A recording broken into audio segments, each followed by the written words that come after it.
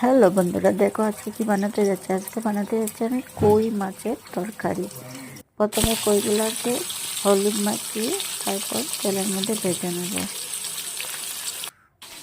তারপর একটা পেস্ট বানিয়ে নেব পেঁয়াজ, আদা আর পাকা টমেটো দিয়ে। তারপরে গরম তেলে কাঁচা টমেটো আমরা দিয়ে দিলাম। তারপরে পেস্টগুলো দিয়ে দিলাম। তারপরে ভেজে রাখা মাছগুলো পেস্টটা ভালো করে হওয়ার পর দিয়ে দিলাম। তারপর ভালোভাবে কষিয়ে একটু জল দিয়ে দেবো। তারপরে সাথে ধনিয়া পাতা মিক্স করে দেবো। ব্যাস হয়ে যাবে কই মাছের তরকারি। গরম ভাতের সাথে বন্ধুরা বানিয়ে খাও, খুব ভালো লাগবে। ঠিক আছে বন্ধুরা, তাহলে